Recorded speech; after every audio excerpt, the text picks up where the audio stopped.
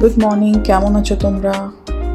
আজ সকালটা আমার জীবনের এক বিশেষ সকাল। খুব ভোরে পৌঁছে গিয়েছিলাম দুবাই এয়ারপোর্টের টার্মিনাল 3-তে, কারণ আজ আমার মেয়ে আসছে প্রাগ থেকে, অনেক দূর থেকে, 3 মাসের দীর্ঘ অপেক্ষার শেষে।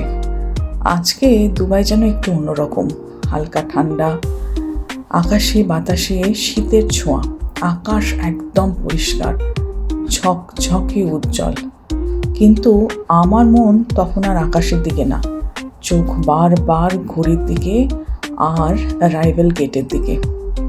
চারপাশে প্রচুর মানুষ, কেউ আসছে, কেউ যাচ্ছে, কেউ হাসছে, কেউ অথবা কাঁদছে। এয়ারপোর্টটা যেন মানুষের অনুভূতির এক মিলন মেলা।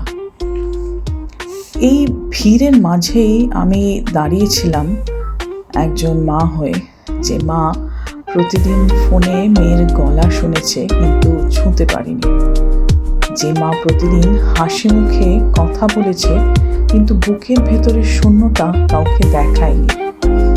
দূরের দেশে মেয়েকে ছেড়ে দেওয়া সহজ না, কিন্তু স্বপ্নের জন্যে, ভবিষ্যতের জন্যে আমাদের অনেক সময় শক্ত হতে হয়। 3 মাস খুব ছোট সময় মনে হতে পারে, কিন্তু একজন মায়ের কাছে প্রতিটা দিন, প্রতিটা রাত আলাদা করে গোনা যায়। এই দেখুন, আমার মেয়ে, বড় মেয়েকে দেখতে পেয়েছি আমরা, যেন সেলিব্রিটি স্পটিং হয়েছে। আমার ছোট মেয়ে আবার এসব এঁকে এনেছে, কাল রাত 1টা অবধি বসে বসে এসবগুলো আঁকছিল দিদিভাইকে দেখাবে বলে। যাই হোক, এই মুহূর্তটা একদম প্রাইসলেস। ভিড়ের মধ্যে হঠাৎ পরিচিত মুখটা দেখে যেন সব শব্দ, সব কোলাহল যেন থেমে গেল।